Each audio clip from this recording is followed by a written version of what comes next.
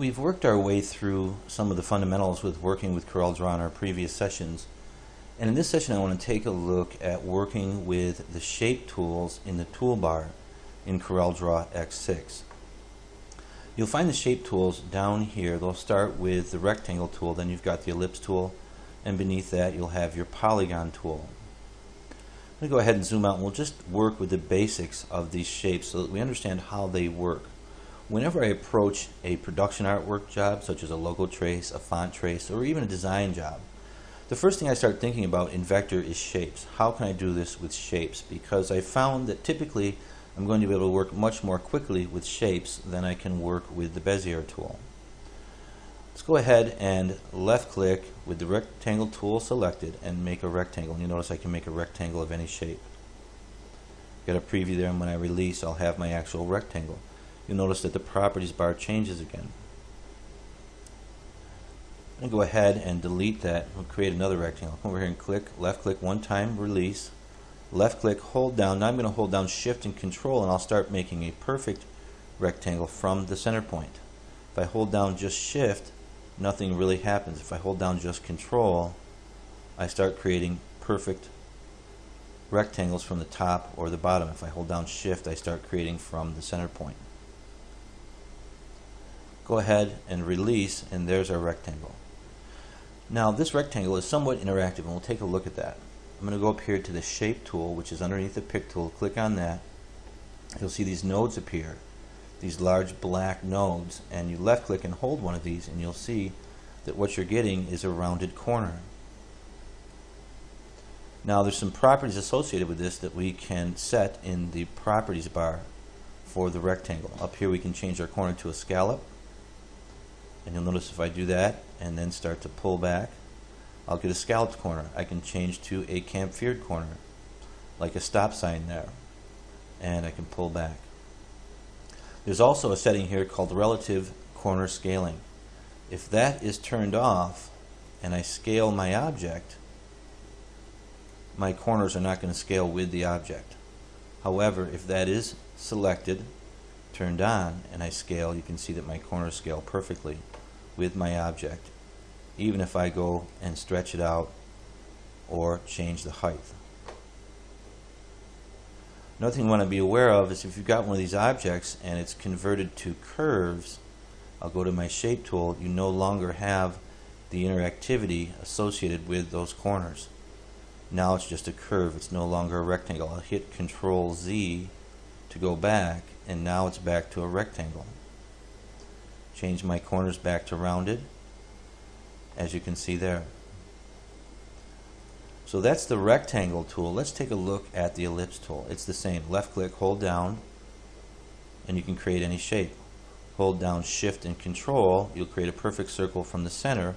Hold down Control and you'll create the perfect circle from the sides or the bottom or the top. Hold down Shift and we'll release here. Once again, go back to the shape tool and we'll select this circle. And we can see you've got one node at the bottom. If we start moving that around, we'll see that we'll get like a pie shape formed from our graphic, as you can see there. I'll hit Control Z. So that's basic rectangles and ellipses. Let's take a look at the polygon tool. Very powerful tool in Draw. I use it very often.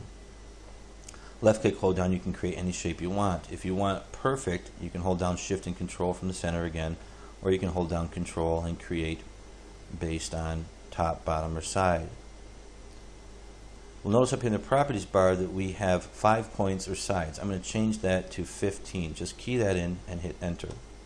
You could also click up and down here, or left click, hold down, and slide up and down, and that'll change your numbers or your sides or points.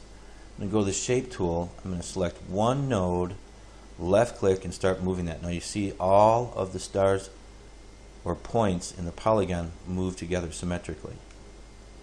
If I hold down Control, I will constrain that to the center point. Do the same thing here, hold down Control and constrain. Now if I'm creating a starburst for behind a t-shirt graphic, I'm probably going to go with the polygon tool. You'll also notice that if I start creating nodes here, I'll go ahead and pull out, and I'll take my shape tool and I'll double click here, and I'll double click again, and I'll put like an arrowhead on this, and I'll do the same thing on the line that's above here, and you'll notice that it's applied to all of the sides or points in the polygon. Once again, if this becomes a curve, you won't have the option to work with it like this, but a very powerful tool, and that's your polygon tool. I use it quite frequently. Go ahead and delete that, and then we'll go ahead and left click here and hold down. We'll see a flyout come out. Here we have the star tool. Now there's some other tools here, but I'm not going to get into these in this series, only because this is a fundamental series and I want to limit the information that we're putting out so that you're not overwhelmed with information. You can start working with the graphics suite after you finish this series. I'm going to release that, take this star. Once again, I can create a 5-point star. It's set to 5 points. And I could also hold down Shift and Control the same way and create it from the center, or just Control and that'll create it from the side, bottom, or top. We've got a number of points here. I could make an 8-point star, hit enter.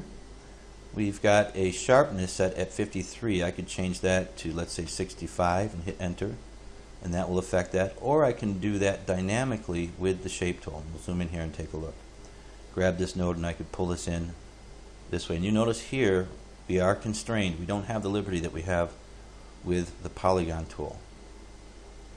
Go back here and change this to 5 and hit enter. Now when you're working with shapes, what you want to be aware of is that when you're designing in vector, that often you want to start with a shape as opposed to going to the Bezier tool.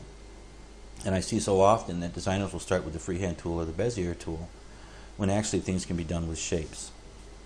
I'll demonstrate that very quickly here. Let's say that I wanted to create a shield for a design. Well, I would start with the polygon tool. First thing I would do is just go ahead and create a polygon, but I would create that as a 5-point star, or a 5-side, polygon. I could mirror that to the top, and I already have a basic shield shape here. Now at this point I can convert to curves, go to my shape tool, come here and let's say delete these 2 nodes, and everything will be smooth there.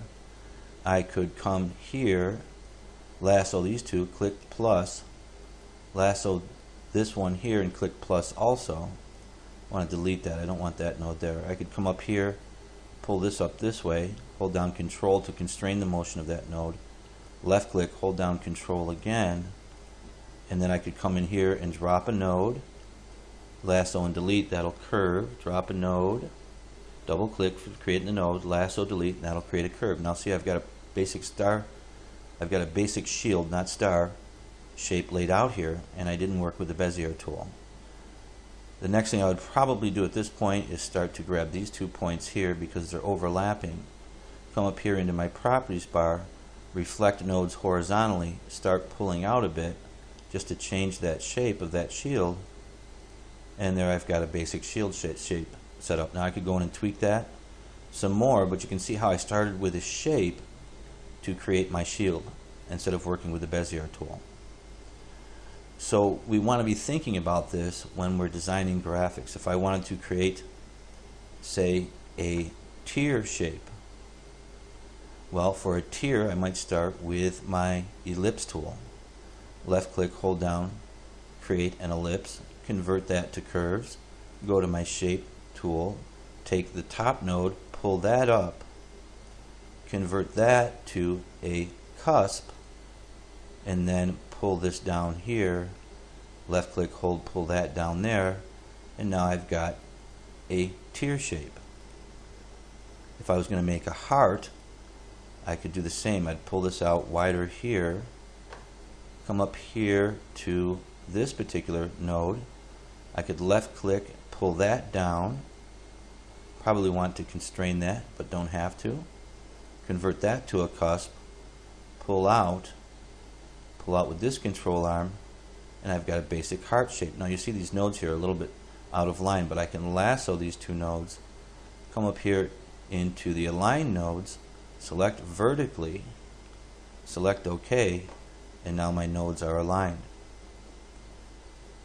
Now when I did that, I'm going to hit Control Z. We went the wrong way. I want to go, the last node selected will be the node that we align to. So I'm going to select the bottom node, come up here, hold down Shift, select the center node, Come up here to align, select vertically, select OK, and now that's centered on the bottom. It's not quite so lopsided because we centered to this node here last. Now I can see there's some off balance in my shape here, and this because my control arms are in different positions, but I can pull this control arm out and take a look down here, and we can see that we need to have this control arm perhaps a little bit closer down there, and yet here we have a perfect heart shape.